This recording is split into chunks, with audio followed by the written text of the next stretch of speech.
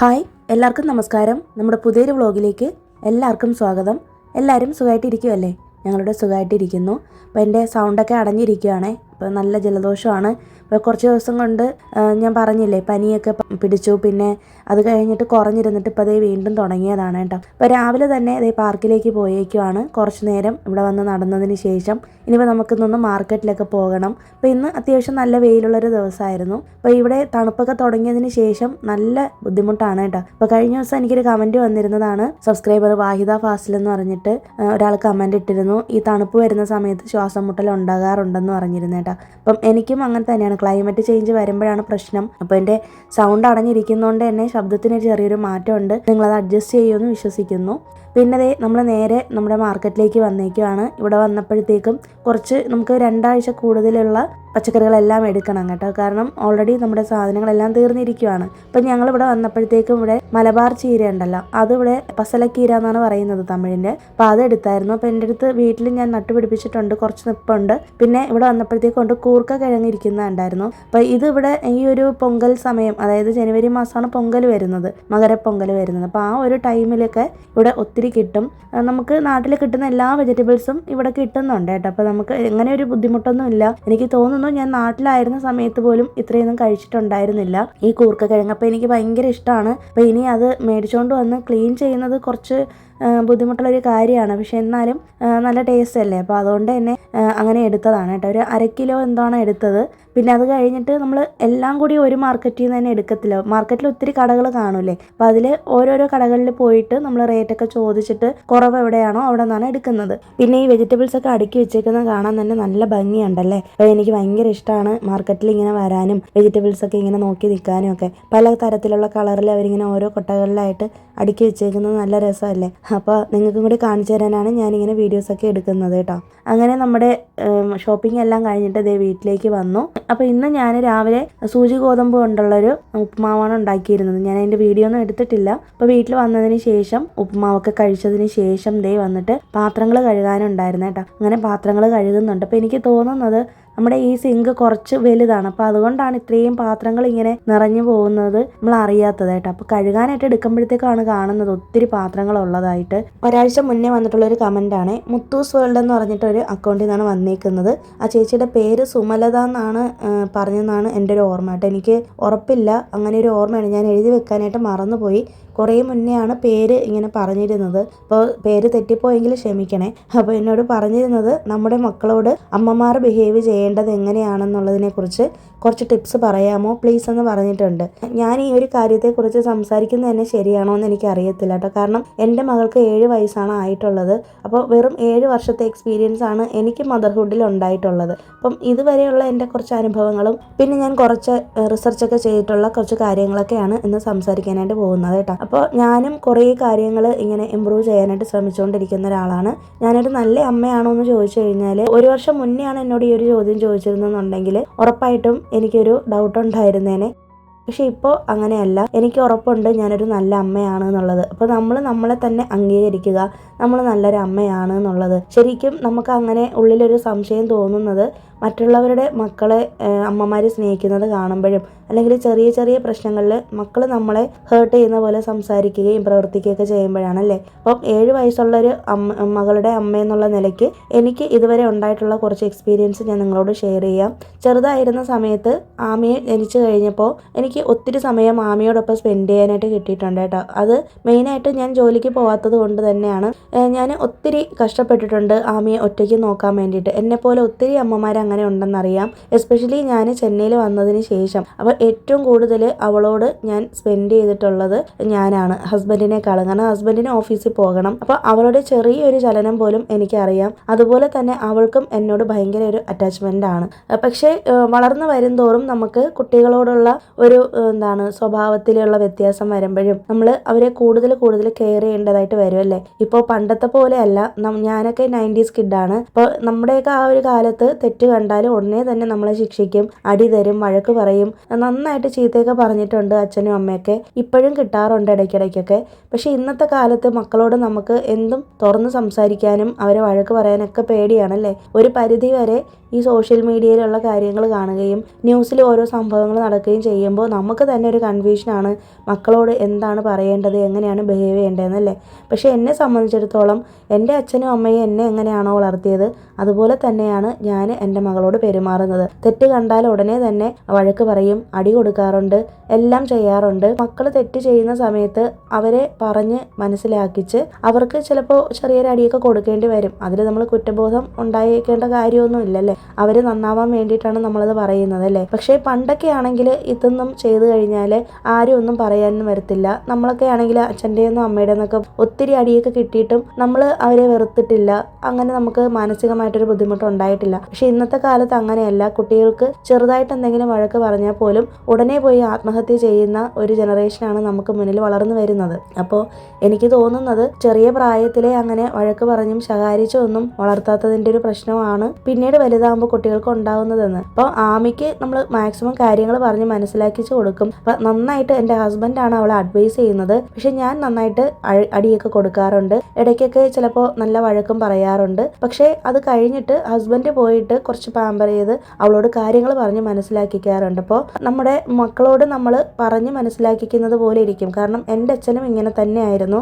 ചെറുതിലെ എൻ്റെ അമ്മയുടെ എനിക്ക് നല്ല അടിയൊക്കെ കിട്ടിയിട്ടുണ്ട്. പക്ഷേ അച്ഛൻ അങ്ങനെയല്ല, അടിക്കാറില്ല. പക്ഷേ അതിന് പകരം ഒത്തിരി ഇങ്ങനെ അഡ്വൈസ് ചെയ്യാറുണ്ട് കേട്ടോ. അപ്പോൾ എൻ്റെ ഹസ്ബൻഡ് ഇപ്പോൾ അതുപോലെ ചെയ്യുന്നത് കാണുമ്പോൾ എനിക്ക് എൻ്റെ അച്ഛനെ തന്നെയാണ് ഓർമ്മ വരുന്നത്. അപ്പോൾ നമ്മുടെ മക്കളോട് അമ്മമാർ മാത്രമല്ല അച്ഛന്മാരും നല്ല രീതിയിൽ ബിഹേവ് ചെയ്യേണ്ടി വരും അല്ലേ. അപ്പോൾ ചെറിയ ചെറിയ നമ്മളുടെ കാണിക്കുന്ന കാര്യങ്ങളാണ് അവരെ വളരെയധികം മോശമായിട്ട് ബാധിക്കുന്നത്. മക്കളെല്ലാം ശ്രദ്ധിക്കുന്ന കുട്ടികളാണ്. പ്രത്യേകിച്ച് ഇപ്പം പിന്നെ ചെറിയ പ്രായം മുതലേ കുട്ടികൾ നമ്മൾ എന്ത് പറയുന്നെന്ന് നോക്കിയിരുന്നിട്ട് അതുപോലെ കാണിക്കുകയും നമ്മളെ തന്നെ കോപ്പി ചെയ്തുകൊണ്ടിരിക്കുന്ന മക്കളാണ് നമുക്കുള്ളത്. അപ്പം അതുകൊണ്ട് തന്നെ നമ്മൾ കുറച്ചൊക്കെ ഒന്ന് ശ്രദ്ധിച്ച് ബിഹേവ് ചെയ്യണം. നമ്മൾ പറയുന്ന വാക്കുകളാണെങ്കിലും അതുപോലെ നമ്മൾ ഒരുപാട് ഇങ്ങനെ നമ്മൾ ഹസ്ബൻഡും വൈഫും ഒക്കെ മക്കളുടെ മുന്നിൽ വെച്ച് ഓവർ ഇൻറ്റിമസി ഒന്നും കാണിക്കുന്നത് ഒട്ടും ശരിയല്ല എന്നാണ് എൻ്റെ ഒരു അഭിപ്രായം. പക്ഷേ ഇന്നത്തെ ന്യൂജൻ പാരൻസ് അങ്ങനെയല്ല. എനിക്കറിയാവുന്ന കുറച്ച് പാരൻസ് ഉണ്ട്, എൻ്റെ കുറച്ച് സുഹൃത്തുക്കളൊക്കെ തന്നെയാണ്. അവരൊക്കെ പറയുന്നത് അച്ഛനും അമ്മയും സ്നേഹിക്കുന്നത് മക്കളെ കാണിച്ചാലേ അവരത് കണ്ട് ഫ്യൂച്ചറിൽ അവരുടെ ഭർത്താവിനെ സ്നേഹിക്കുള്ളൂ എന്നാണ്. എന്നെ സംബന്ധിച്ച് എനിക്ക് ഒരിക്കലും അങ്ങനെ ഒരു അഭിപ്രായം ഇല്ലാത്ത ഒരാളാണ് കേട്ടോ. ഞാൻ ഒട്ടും യോജിക്കത്തില്ല. നമ്മുടെ സ്വകാര്യ നിമിഷങ്ങൾ നമ്മൾ ഒരിക്കലും കുട്ടികളുടെ മുന്നിലൊന്നും മാത്രമല്ല മുതിർന്നവരുടെ മുന്നിലാണെങ്കിലും മറ്റുള്ളവരുടെ മുന്നിലാണെങ്കിലും കാണിക്കരുത്. കാരണം എൻ്റെ അച്ഛനും അമ്മയൊന്നും അങ്ങനെ ചെയ്യുന്നതായിട്ട് ഞാൻ കണ്ടിട്ടില്ല. അതുകൊണ്ട് തന്നെ കുറച്ചും കൂടി സ്ട്രിക്റ്റ് ആയിട്ട് തന്നെയാണ് വളർന്നത്. ഞങ്ങളും വീട്ടിൽ അങ്ങനെ തന്നെയാണ്. ഞാനൊരിക്കൽ എൻ്റെ ഒരു സുഹൃത്തിനോട് സംസാരിച്ചപ്പോൾ എന്നോട് പറഞ്ഞത് മക്കൾ അത് കണ്ട് വളർന്നാൽ മാത്രമാണ് അവർക്ക് ഭാവിയിൽ എല്ലാവരോടും സ്നേഹത്തിൽ പെരുമാറാൻ കഴിയൂ എന്നുള്ളതാണ്. അത് വളരെ തെറ്റായൊരു അഭിപ്രായമായിട്ടാണ് എനിക്ക് തോന്നിയത് കേട്ടോ. കാരണം നമ്മളതിന് വീട്ടിൽ തന്നെ പ്രാക്ടീസ് ചെയ്ത് കാണിച്ചു കൊടുക്കേണ്ട കാര്യമില്ല. ഹസ്ബൻഡും വൈഫും തമ്മിൽ എന്തെങ്കിലും പ്രശ്നം ഉണ്ടെന്നുണ്ടെങ്കിൽ നമ്മുടെ സ്വകാര്യ നിമിഷങ്ങളിൽ അത് തീർക്കുവാണ് വേണ്ടതല്ലേ. ഞങ്ങളും ഒരുപാട് വഴക്കൊക്കെ കൂടിയിട്ടുണ്ട് ആമി ചെറുതായിരുന്ന സമയത്ത്. പക്ഷേ ഇപ്പോൾ അവൾ വലുതാകുമ്പോൾ പല കാര്യങ്ങളും ഞങ്ങളോട് ചോദിക്കുന്ന സമയത്താണ് ഞങ്ങൾക്കിപ്പോൾ കുറ്റബോധം തോന്നുന്നത് കേട്ടോ. അപ്പോൾ ഇനിയെങ്കിലും ഉള്ള പാരൻസ് നമ്മുടെ വീഡിയോസ് കാണുന്ന അമ്മമാർ ചെറിയ മക്കളൊക്കെ ഉണ്ടെങ്കിൽ നിങ്ങൾ തമ്മിലുള്ള വഴക്കുകൾ ഒരിക്കലും ഹസ്ബൻഡിനോടുള്ള വഴക്കോ അല്ലെങ്കിൽ ഇന്നോസിനോടുള്ള വഴക്കൊന്നും മക്കളുടെ മുമ്പിൽ വെച്ച് തീർക്കാതിരിക്കുന്നതാണ് കുറച്ചും കൂടി ബെറ്റർ കേട്ടോ. ചെറിയ ചെറിയ തെറ്റുകളൊക്കെ നമുക്ക് എല്ലാവർക്കും ഉണ്ടാകുമല്ലേ.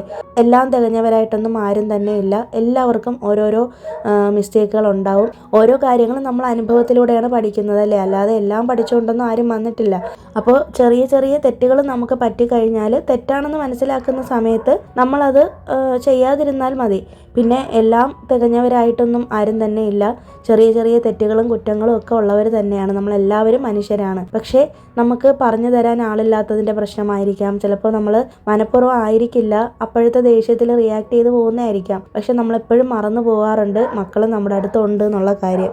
അടുത്ത വീട്ടിലെ നായ്ക്കൾ ഇങ്ങനെ കുരയ്ക്കുന്നതാണ് കേട്ടോ. അപ്പോൾ അതിൻ്റെ ഒരു സൗണ്ട് ഡിസ്റ്റർബൻസ് ഉണ്ടെന്ന് എനിക്കറിയാം. അപ്പോൾ ഞാൻ കുറേ നേരം വെയിറ്റ് ചെയ്തു വീഡിയോ വോയിസ് കൊടുക്കാനായിട്ട്.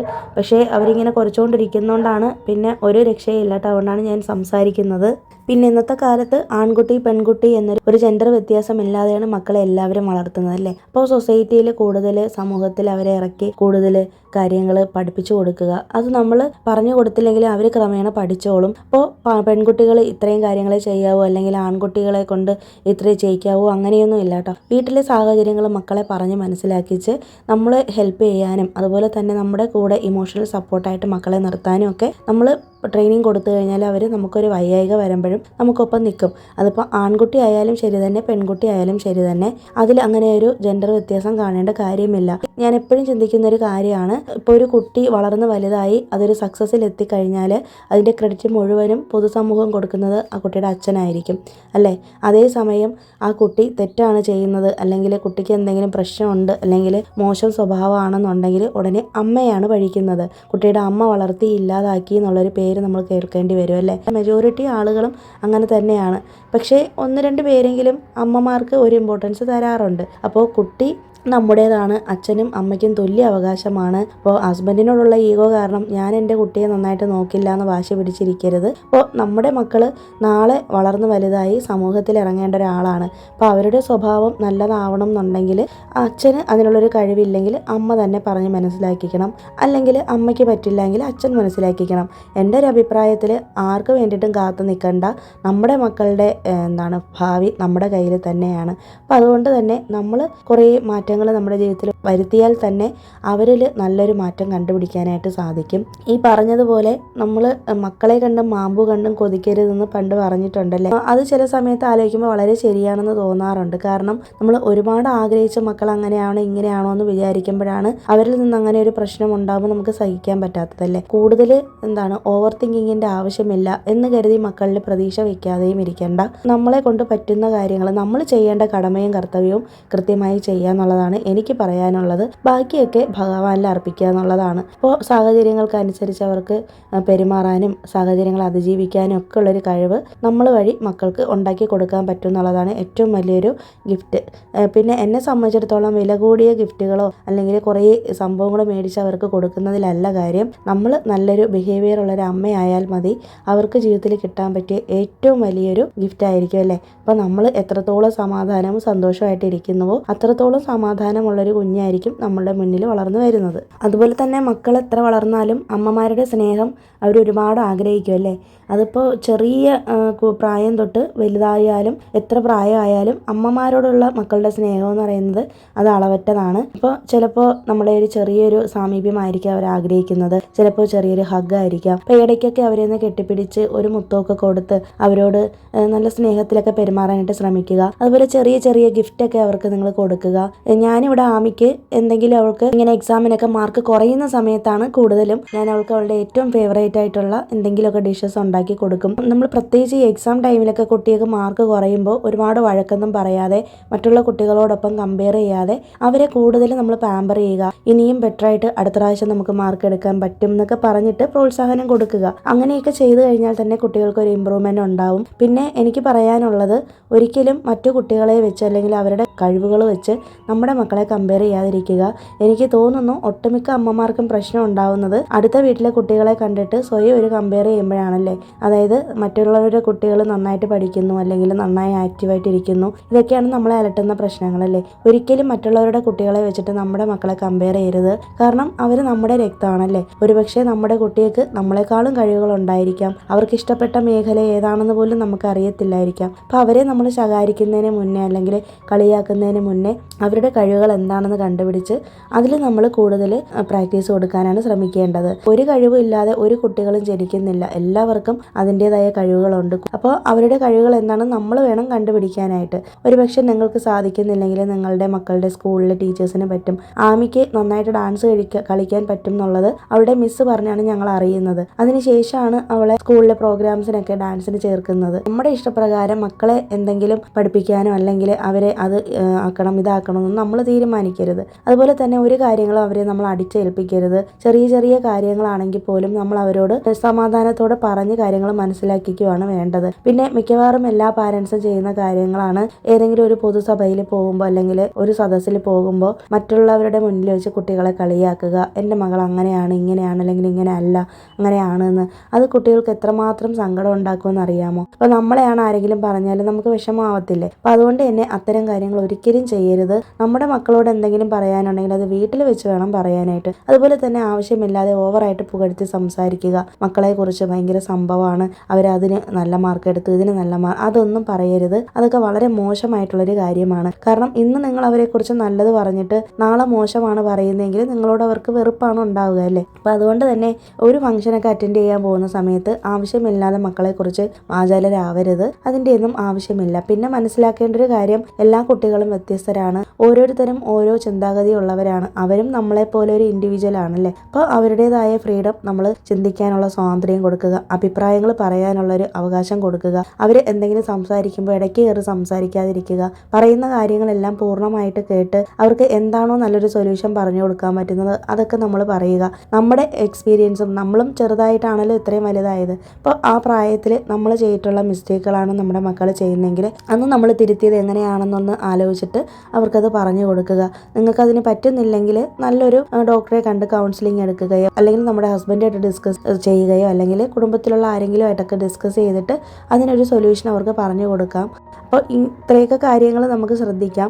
കുട്ടികൾ വളരുന്നതിനനുസരിച്ച് അവരുടെ ചിന്തകൾ മാറും, അവരുടെ ബിഹേവിയർ മാറും, അതുപോലെ അവരുടെ ഓരോ കാഴ്ചപ്പാടുകൾ മാറും. അപ്പോൾ അതെല്ലാം നമ്മൾ അംഗീകരിക്കണം. അതുപോലെ തന്നെ അവരോട് തെറ്റാണ് ചെയ്യുന്നത് എന്നുണ്ടെങ്കിൽ വളരെ സൗമ്യമായിട്ട് അവരെ പറഞ്ഞു മനസ്സിലാക്കണം. അല്ലാതെ അവരോട് പെട്ടെന്ന് എടുത്തടിച്ച് ദേഷ്യം പോലെ പറയുകയോ ഒന്നും ചെയ്യരുത്. കുറേ കാര്യങ്ങളൊക്കെ എനിക്കും ഈ ഒരു വീഡിയോയ്ക്ക് വേണ്ടി പ്രിപ്പയർ ചെയ്തപ്പോൾ പഠിക്കാനായിട്ട് പറ്റിയേട്ടോ. നല്ലൊരു അമ്മയാവാൻ വേണ്ടിയിട്ട് നമ്മൾ പെർഫെക്റ്റ് ആവണമെന്നില്ല, നമ്മളെപ്പോഴും പ്രസൻ്റ് ആയിരിക്കുക എന്നുള്ളതാണ്. മക്കളോട് നല്ല സ്നേഹത്തോടെയും അവർ എപ്പോഴാണോ ആഗ്രഹിക്കുന്നത് ആ സമയത്തൊക്കെ നമ്മൾ അവരോടൊപ്പം ഉണ്ടാകണം. അതുപോലെ തന്നെ മാക്സിമം അവരോട് നമ്മളുടെ ഒരു സ്നേഹമൊക്കെ പ്രകടിപ്പിക്കാനായിട്ട് ശ്രമിക്കുക. അതുപോലെ തന്നെ എന്ത് കാര്യവും അവർക്ക് പറയാനുള്ളൊരു സാഹചര്യം നിങ്ങൾ എപ്പോഴും ഉണ്ടാക്കി കൊടുക്കുക. ഒന്നുകിൽ അമ്മയോട് അല്ലെങ്കിൽ അച്ഛനോട് അവരുടെ വിശേഷങ്ങളെല്ലാം കേൾക്കാനായിട്ട് ആളുണ്ട് എന്നുള്ളൊരു തോന്നൽ ഉണ്ടാക്കിയെടുക്കേണ്ടത് നമ്മളാണ്, അമ്മമാരാണ്. നമുക്കിനി എത്ര തിരക്കുണ്ട്, എത്രയൊക്കെ ജോലിയുള്ളവരാണെന്ന് പറഞ്ഞാലും മക്കൾക്ക് വേണ്ടിയിട്ട് കുറച്ച് സമയം നമ്മൾ മാറ്റി വെച്ചില്ലെങ്കിൽ അവരുടെ ഭാവി എന്ന് പറയുന്നത് എവിടെ ചെന്ന് നിൽക്കുമെന്ന് പോലും അറിയത്തില്ല അല്ലേ. അപ്പോൾ അതുകൊണ്ട് തന്നെ മാക്സിമം അവരുടെ കാര്യങ്ങൾ കേൾക്കാനും അവരോടൊപ്പം ടൈം സ്പെൻഡ് ചെയ്യാനായിട്ട് ശ്രമിക്കുക. പിന്നെ അതുപോലെ തന്നെ നമ്മളായിരിക്കണം നമ്മുടെ മക്കളുടെ ഏറ്റവും വലിയൊരു റോൾ മോഡൽ. അതുപോലെ തന്നെ നമ്മളായിരിക്കണം അവരുടെ ബെസ്റ്റ് ഫ്രണ്ട് എന്ന് പറയുന്നത്. അപ്പോൾ നമ്മൾ നല്ല സ്വഭാവമുള്ളവരാണെങ്കിൽ, നല്ല ബിഹേവിയർ ഉള്ളവരാണെന്നുണ്ടെങ്കിൽ ഉറപ്പായിട്ടും നമ്മളെ അവരൊരു റോൾ മോഡലാക്കിയിട്ട് എടുക്കും. പിന്നെ ഇപ്പോഴത്തെ കുട്ടികൾക്ക് അമിതമായ സ്വാതന്ത്ര്യം കൊടുത്താലും പ്രശ്നമാണ്. അപ്പോൾ അതുകൊണ്ട് തന്നെ നമ്മൾ കുറച്ച് ബൗണ്ടറിയൊക്കെ അവരോട് സെറ്റ് ചെയ്യുക. അതേസമയം അവരോട് നമ്മളൊപ്പം ഉണ്ട് എന്നുള്ളൊരു തോന്നലും ഉണ്ടാക്കിയെടുക്കുക. നമ്മൾ അവരെന്താവശ്യപ്പെട്ടാലും ഉടനെ തന്നെ മേടിച്ചു കൊടുക്കുന്നത് അതൊക്കെ നിർത്തുക. കാരണം എന്ന് വെച്ചിട്ടുണ്ടെങ്കിൽ അവർക്ക് ഒന്നിനെക്കുറിച്ചൊരു വാല്യൂ ഉണ്ടാകത്തില്ല. അപ്പോൾ അതുകൊണ്ട് തന്നെ നാളെ മേടിച്ച് തരാം അല്ലെങ്കിൽ ഒരാഴ്ച കഴിഞ്ഞ് മേടിച്ച് തരാമെന്ന് പറയുക. ഞങ്ങൾ അങ്ങനെയാണ് ആമിയോട് എപ്പോഴും പറയുന്നത്. നമ്മൾ ഹെൽത്തി ആയിട്ടും കാമായിട്ട് ഇരുന്നാൽ മാത്രമേ നമ്മുടെ മക്കളും അത്രയും നല്ലതായിട്ട് വരത്തുള്ളൂ. അപ്പോൾ അതുകൊണ്ട് തന്നെ നമ്മൾ മാക്സിമം നമ്മുടെ മക്കളോട് നല്ലപോലെ ബിഹേവ് ചെയ്യാനും നമ്മൾ നമ്മുടെ ഹെൽത്തും സെൽഫ് കെയറും ഒക്കെ നോക്കിയിട്ട് ഇരുന്നാൽ അവരോട് കൂടുതൽ നന്നായിട്ട് പെരുമാറാനായിട്ട് പറ്റും അല്ലേ. അപ്പോൾ ഇത്രയും കാര്യങ്ങളാണ് എനിക്ക് പറയാനുള്ളത്. ഇതിൽ കുറേ കാര്യങ്ങൾ ഞാൻ സെർച്ച് ചെയ്ത സമയത്ത് എനിക്ക് തന്നെ ഉപകാരപ്പെട്ട കാര്യങ്ങളാണ് കേട്ടോ. അപ്പോൾ കുറേയൊക്കെ ഞാൻ ഫോളോ ചെയ്യാത്ത കാര്യങ്ങളാണ്, കുറേയൊക്കെ ഞാൻ ചെയ്ത മിസ്റ്റേക്കുകളൊക്കെ ഉണ്ട്. അപ്പോൾ അതൊക്കെ ഞാനിനി ഉറപ്പായിട്ടും മാറ്റും. അപ്പോൾ ഈ വീഡിയോ ചോദിച്ച ആ ചേച്ചിയോട് ഒത്തിരി താങ്ക്സ് ഉണ്ട്. കാരണം ഈ ഒരു വീഡിയോ എല്ലാ അമ്മമാർക്കും ഉപകാരപ്പെടും എന്നാണ് വിശ്വസിക്കുന്നത്. കുട്ടികൾ വലുതാവുന്നതിനനുസരിച്ച് അവർ ടീനേജൊക്കെ എത്തിക്കഴിയുമ്പോൾ നമ്മൾ ഈ ഒരു രീതിയിലായിരിക്കില്ല അവരെ ഹാൻഡിൽ ചെയ്യേണ്ടതല്ലേ. അപ്പോൾ അതിനെക്കുറിച്ചൊന്നും എനിക്കറിയത്തില്ല, ഞാനതിൽ എക്സ്പീരിയൻസ്ഡ് അല്ല. അപ്പോൾ കുറച്ച് വലിയ കുട്ടികളുള്ള അമ്മമാർ നമ്മുടെ ചാനലിലുണ്ടല്ലോ, അപ്പോൾ അവരൊക്കെ എന്തായാലും കമൻറ്റ് ചെയ്തേക്കണം, മറക്കരുത് കേട്ടോ. ഇത്രയാണ് എനിക്ക് പറയാനുള്ളത്. നിങ്ങളുടെ എക്സ്പീരിയൻസും കൂടി ഷെയർ ചെയ്യുകയാണെങ്കിൽ അത് ബാക്കിയുള്ളവർക്കും കൂടി ഉപകാരപ്പെടും. കഴിഞ്ഞ ദിവസം നമുക്ക് ഹായ് അയച്ചിട്ടുണ്ടായിരുന്നത് സഹാറ VS എന്ന് പറഞ്ഞിട്ടൊരു കുട്ടി നമ്മളടുത്ത് ചോദിച്ചിട്ടുണ്ടായിരുന്നു ഈ ഗണപതിയുടെ സ്റ്റാച്ചു എവിടെ നിന്നാണ് മേടിച്ചതെന്ന്. പിന്നെ ഷാനൂസ് വേൾഡ് എന്ന് പറയുന്ന ഒരു ഐഡിയിൽ നിന്ന് ഹായ് ചോദിച്ചിട്ടുണ്ടായിരുന്നു. അപ്പോൾ ഹായ്. സിന്ധു ശ്രീകാന്ത് എന്ന് പറഞ്ഞിട്ട് ഒരാൾ കമൻറ്റ് ചെയ്തിരുന്നു, വീഡിയോസ് എല്ലാം കാണാറുണ്ട്, കമൻറ്റ് ഇടാൻ പറ്റാറില്ല, എല്ലാം അടിപൊളിയാണെന്ന് പറഞ്ഞിട്ടുണ്ട് കേട്ടോ. ഒത്തിരി താങ്ക്സ് ഉണ്ട്. പിന്നെ അനുപമ ആറെന്ന് പറഞ്ഞിട്ടൊരു സഹോദരി ഇടയ്ക്കിടയ്ക്ക് എനിക്ക് കമൻറ്റ് അറിയിക്കുന്ന ഒരാളാണ്. കുറേ നാൾ കൊണ്ടേ നമ്മുടെ ചാനലിൽ ആക്റ്റീവ് ആയിട്ടുള്ള ഒരാളാണ് കേട്ടോ. ഇടയ്ക്ക് വെച്ച് കാണാനില്ലായിരുന്നു, അപ്പോൾ കുറച്ച് ദിവസത്തിന് ശേഷം കമൻറ്റ് ഇട്ടായിരുന്നു കേട്ടോ. ഒത്തിരി സന്തോഷം തോന്നി ആ കമൻറ്റ് കണ്ടപ്പോൾ. എൻ്റെ വീഡിയോസൊക്കെ ഒത്തിരി ഇഷ്ടമാണ്, എല്ലാം യൂസ്ഫുൾ വീഡിയോ ആണെന്നൊക്കെ പറഞ്ഞിട്ടുണ്ട്. പിന്നെ ബിനി ഭരതൻ എന്ന് പറഞ്ഞിട്ടൊരു ചേച്ചി എന്നോട് ചോദിച്ചിരുന്നു എനിക്ക് അറിയാമോ എന്ന്. അപ്പോൾ എനിക്ക് അറിയത്തില്ല കേട്ടോ, എനിക്ക് ആരെയും തന്നെ അറിയത്തില്ല ചാനലിലുള്ള സബ്സ്ക്രൈബേഴ്സിനെ. അപ്പോൾ ആരാണെന്ന് എനിക്ക് അറിയത്തില്ല. അപ്പോൾ ബിന്നി ചേച്ചിക്ക് ഒരു ഹായ്. നമ്മുടെ വീഡിയോസൊക്കെ ഇഷ്ടപ്പെടുന്നു എന്ന് പറഞ്ഞതിൽ ഒത്തിരി സന്തോഷമുണ്ട് കേട്ടോ. പിന്നെ ജെയ്സി മോൾ സാമെന്ന് പറഞ്ഞിട്ടൊരു ചേച്ചി കമൻറ്റ് ഇട്ടിട്ടുണ്ടായിരുന്നു കേട്ടോ. ഇപ്പോൾ റിപ്ലൈ ഒന്നും കാണുന്നില്ലല്ലോ എന്ന്. അപ്പോൾ ഞാൻ ഓൾറെഡി കമൻറ്റ് ഇട്ടിട്ടുള്ള എല്ലാവർക്കും റിപ്ലൈ കൊടുത്തിട്ടുണ്ട്. അപ്പോൾ ഞാനൊന്ന് ചെക്ക് ചെയ്ത് നോക്കിയപ്പോൾ റിപ്ലൈ കൊടുക്കാത്തതായിട്ട് ഒരു കമൻറ്റ് തന്നെ ഇല്ലായിരുന്നു കേട്ടോ. അപ്പോൾ എന്തേലും എന്നെ കഴിഞ്ഞ വീഡിയോയിൽ പിൻ ചെയ്യാമോ എന്നൊക്കെ ചോദിച്ചിട്ടുണ്ടായിരുന്നു കേട്ടോ. അതൊക്കെ കേട്ടപ്പോൾ തന്നെ ഒത്തിരി സന്തോഷം തോന്നി. അപ്പോൾ ജെയ്സി മോൾ ചേച്ചിക്ക് ഹായ്. അപ്പോൾ അതേ നമ്മൾ ഉച്ചയ്ക്ക് ഭക്ഷണമൊക്കെ കഴിച്ചതിന് ശേഷം നേരെ VR ചെന്നൈ മാളിലേക്ക് വന്നിട്ടുണ്ട്. അപ്പോൾ ഞാൻ ഇട്ടേക്കുന്ന ഒരു ഡ്രസ്സ് കണ്ടില്ലേ, അത് ഞങ്ങൾ ലൈഫ് സ്റ്റൈലിൽ നിന്ന് എടുത്തതാണ്. ഞാൻ പറഞ്ഞില്ലേ ഇടയ്ക്ക് ലൈഫ് സ്റ്റൈലിൽ പോയിരുന്നു എന്ന്. അപ്പോൾ ആദ്യമായിട്ടാണ് ഞാൻ ലൈഫ് സ്റ്റൈലിൽ നിന്ന് ഒരു ഡ്രസ്സ് എടുക്കുന്നത്. അപ്പോൾ ഇത് എനിക്ക് തോന്നുന്നു 600 ആ ഒരു റേഞ്ചിലാണ് വരുന്നത്. കവിത സജീവ് എന്ന് പറഞ്ഞിട്ടൊരു ചേച്ചി എനിക്കൊരു കമൻറ്റ് ഇട്ടിരുന്നു, ഇതുപോലെ കുറച്ച് ഹൈറ്റ് കുറവാണ്, അതുകൊണ്ട് തന്നെ ജീൻസ് ഒക്കെ ഇടാനായിട്ട് ആഗ്രഹമുണ്ട്, പക്ഷേ ഇടാനായിട്ടൊരു കംഫർട്ട് ഇല്ല എന്ന് പറഞ്ഞിട്ട്. അപ്പം എനിക്ക് ഹൈറ്റ് നല്ല കുറവാണ്, അതുപോലെ തന്നെ കുറച്ച് എനിക്ക് വയറും കൂടുതലാണ്. അപ്പോൾ അതുകൊണ്ട് തന്നെ ഞാൻ ഈ ജീൻസൊക്കെ ഇടുന്ന സമയത്ത് എനിക്ക് ഏത് ടോപ്പ് ഇട്ടാലും ഭയങ്കര വൃത്തികേടായിരിക്കും. അപ്പം ഞാൻ എൻ്റെ ഫ്രണ്ടിൽ പ്ലീറ്റ്സ് വരുന്ന മോഡലിലുള്ള ഈ ഒരു ടൈപ്പ് ലൈഫ് സ്റ്റൈലിൽ നിന്ന് എടുത്തപ്പോഴത്തേക്കും എനിക്ക് നല്ല ഇഷ്ടപ്പെട്ടു കേട്ടോ. വയർ അങ്ങനെ വലുതായിട്ട് അറിയത്തില്ല. അപ്പോൾ ഫ്രണ്ടിൽ ഇങ്ങനെ പ്ലീറ്റ്സ് വരുന്ന മോഡലുള്ള ഇതിനെന്തോ പേര് പറയുമല്ലേ, ക്രോപ്പ് ടോപ്പ് ആണെന്ന് തോന്നുന്നു, അറിയത്തില്ല, എനിക്ക് അതിൻ്റെ പേര് അറിയത്തില്ല. ആർക്കെങ്കിലും അറിയാമെങ്കിലും ഒന്ന് പറഞ്ഞേക്കോ. അങ്ങനത്തെ മോഡൽ എടുത്തു കഴിഞ്ഞാൽ വയറ് വലുതായിട്ട് അറിയത്തില്ല കേട്ടോ. പിന്നെ ഞാൻ ഇട്ടേക്കുന്ന ഒരു ജീൻസ് ഞാൻ സ്റ്റുഡിയോയിൽ നിന്ന് എടുത്തതാണ്, ഒരു വർഷം മുന്നേ എടുത്തതാണ് കേട്ടോ. അപ്പോൾ നിങ്ങൾക്ക് ഡ്രസ്സിങ്ങിൽ ചേഞ്ചസ് ഒക്കെ കൊണ്ടുവരണമെന്നുണ്ടെങ്കിൽ ഉറപ്പായിട്ടും മാറ്റാം. നമുക്ക് ആദ്യം ഒരു കോൺഫിഡൻസ് ഇല്ലായ്മ ഉണ്ടായിരിക്കും. ഞാനും ജീൻസും ടോപ്പും ഒന്നും ഇടാത്ത ഒരാൾ തന്നെ ആയിരുന്നു കേട്ടോ. കഴിഞ്ഞ വർഷമാണ് ഞാൻ ആദ്യമായിട്ട് ജീൻസ് ഇടുന്നത് തന്നെ, ഇട്ട് തുടങ്ങിയത് തന്നെ. പിന്നെ ഇട്ട് വന്നപ്പോഴത്തേക്കും കുറച്ച് കംഫർട്ടായി. പിന്നെ കൂടെ പെയർ ചെയ്യുന്ന ആക്സസറീസ് ഒക്കെ കുറച്ച് ലൈറ്റ് വെയിറ്റ് ആയിട്ടുള്ള സിമ്പിളായിട്ടുള്ള ആക്സസറീസ് ഇട്ടാൽ മതി. അപ്പോൾ കുറച്ചും കൂടി നല്ല ഭംഗിയായിരിക്കും. പിന്നോട് ഒരാൾ പറഞ്ഞിരുന്നതാണ് എൻ്റെ ലിപ്സ്റ്റിക്കിൻ്റെ ഷെയ്ഡ് ഒന്ന് മാറ്റാമോ എന്ന് ചോദിച്ചായിരുന്നു കേട്ടോ. അപ്പോൾ എൻ്റെ ഇരിക്കുന്ന ലിപ്സ്റ്റിക്ക് ഞാൻ റീസെൻ്റ് ആയിട്ട് മേടിച്ചതാണ്. എൻ്റെത് കുറച്ച് ഡാർക്ക് ലിപ്സും കൂടിയാണ്. അപ്പോൾ അതുകൊണ്ട് തന്നെ അത് തീർന്നതിന് ശേഷം പുതിയ ഷെയ്ഡ് എടുക്കാമെന്നാണ് വിചാരിക്കുന്നത്. പിന്നെ എനിക്ക് ആ ഒരു കളർ ഇഷ്ടമാണ് കേട്ടോ. നിങ്ങൾക്ക് വീഡിയോയിൽ കാണുമ്പോൾ ഭയങ്കര ഡാർക്കായിട്ട് തോന്നുന്നതാണ്, പക്ഷെ ഞാൻ കുറച്ച് ലൈറ്റായിട്ടാണ് ഇട്ടേക്കുന്നത്. അപ്പോൾ എന്തായാലും ഇരിക്കുന്ന സാധനം തീർന്നിട്ട് പുതിയ ഷെയ്ഡ് പരീക്ഷിക്കാമെന്നുള്ളൊരു രീതിയിലാണ് ഇരിക്കുന്നത് കേട്ടോ. പർപ്പിൾ പോലത്തെ ഒരു ഷെയ്ഡ് വരുന്നത് ഇത് സ്റ്റുഡിയോയിൽ നിന്ന് എടുത്ത ഒരു ലിപ്സ്റ്റിക്കാണ്.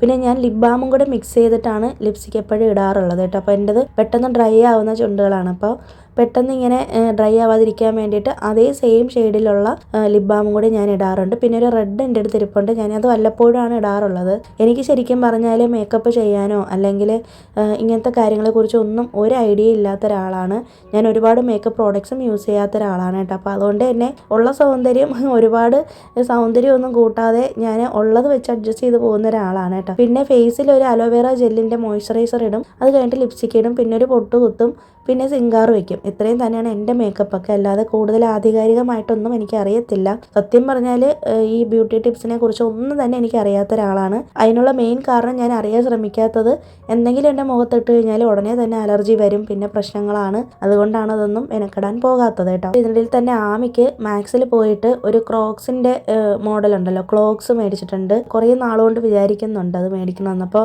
ഇപ്പോൾ ക്രോക്സിൻ്റെ ഒറിജിനൽ ബ്രാൻഡ് എടുക്കുവാണെങ്കിൽ നഷ്ടമാണ്, കാരണം കാല് വളർന്നുകൊണ്ടിരിക്കുമല്ലേ. അപ്പോൾ പെട്ടെന്ന് ആമിയുടെ കാല് വലുതാവുന്നതാണ് കേട്ടോ. അപ്പോൾ അത് എടുത്താലും വേസ്റ്റ് ആയി പോകില്ലേ എന്ന് വിചാരിച്ചിട്ട് ഇപ്പോൾ തൽക്കാലം മാക്സിന്ന് എടുക്കാനായിട്ട് ഞാൻ തന്നെയാണ് ഹസ്ബൻഡിനോട് പറഞ്ഞത്.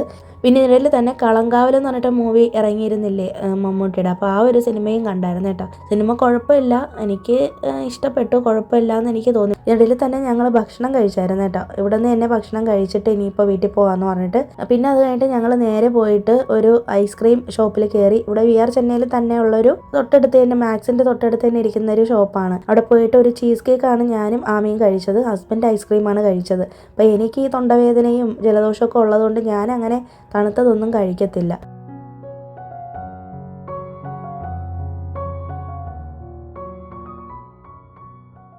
പിന്നെ അങ്ങനെ ദേ താഴേക്ക് വന്നപ്പോഴത്തേക്കും എല്ലാ വർഷവും ഞങ്ങൾ ഇവിടെ വന്നിട്ട് VR ചെന്നൈയിലെ ക്രിസ്മസ് ട്രീ കാണാനായിട്ട് വരും കേട്ടോ. ഇതുവരെയുള്ള എല്ലാ വർഷങ്ങളിലും ആമി ജനിച്ചതിന് ശേഷമുള്ള എല്ലാ ഫോട്ടോസും എൻ്റെ അടുത്ത് ഇരിപ്പുണ്ട്. ഞാൻ ഈ വീഡിയോയുടെ ലാസ്റ്റ് അത് കൊടുക്കാം കേട്ടോ. കൊച്ചിലെ തൊട്ടേ ഉള്ള ഫോട്ടോസ് ഉണ്ട്, നല്ല ഭംഗിയാണ് കൊച്ചിലത്തെ ആമിയുടെ ഫോട്ടോസൊക്കെ കാണാനൊക്കെ. അപ്പോൾ ഇവിടെ നോക്കിയപ്പോഴത്തേക്കും ഉണ്ട് ഫുഡ് ഫെസ്റ്റിവൽ നടക്കുന്നുണ്ടായിരുന്നു. ഞങ്ങൾ ജസ്റ്റ് ഒന്ന് വീഡിയോ എടുത്തതേ ഉള്ളൂ, ഒരു സാധനവും മേടിച്ചിട്ടൊന്നുമില്ല. അപ്പം ഞാൻ ഇവിടെ വന്നിട്ട് വീഡിയോ എടുത്തതാണ് കേട്ടോ. എല്ലാ വർഷവും ഞങ്ങൾ ശരവണ സ്റ്റോറിലും VR മാളിലും വന്നിട്ട് വീഡിയോസ് എടുക്കുന്നതാണ്. കഴിഞ്ഞ വർഷവും ഇതുപോലെ വന്നിട്ട് വീഡിയോസൊക്കെ എടുത്ത് ഞാൻ വ്ളോഗിലൊക്കെ ആഡ് ചെയ്തിട്ടുണ്ടായിരുന്നു കേട്ടോ. കാണുമ്പോൾ ഒരു സന്തോഷമാണല്ലേ, ക്രിസ്മസ് വൈബ്സ് ഒക്കെ കാണാനായിട്ട് ആർക്കാണല്ലേ ഇഷ്ടമില്ലാത്ത. ഫ്രണ്ടിലും പോയിട്ട് കുറേ വീഡിയോസൊക്കെ എടുത്തു, അത് ഞാൻ ഇടയിൽ കാണിച്ചിട്ടുണ്ടായിരുന്നു, നിങ്ങൾ ശ്രദ്ധിച്ച് കാണുമല്ലോ. സ്റ്റാറൊക്കെ ഇട്ട് അലങ്കരിച്ച് വെച്ചേക്കുന്നുണ്ട് ഫ്രണ്ട് പോർഷനിൽ, ഈ മാളിൻ്റെ ഫ്രണ്ട് എൻട്രൻസിൽ. അപ്പോൾ അങ്ങനെ അതെല്ലാം കണ്ടു കഴിഞ്ഞിട്ട് നേരെ ഞങ്ങളിനി വീട്ടിലേക്കാണ് പോകുന്നത്. അപ്പോൾ ഇത്രയൊക്കെ ഉള്ളൂ ഇന്നത്തെ വീഡിയോയിലെ വിശേഷങ്ങൾ. ഈ ഒരു വീഡിയോ നിങ്ങൾക്ക് ഇഷ്ടമായി എന്ന് വിശ്വസിക്കുന്നു. ഈ വീഡിയോ ഇഷ്ടമായാലും ഒന്ന് ലൈക്ക് ചെയ്തേക്കൂ. പുതിയൊരു വീഡിയോ ആയിട്ട് നമുക്കിനി ഫ്രൈഡേ വീണ്ടും കാണാം. അതുവരേക്കും എല്ലാവർക്കും ബൈ. Thanks for watching.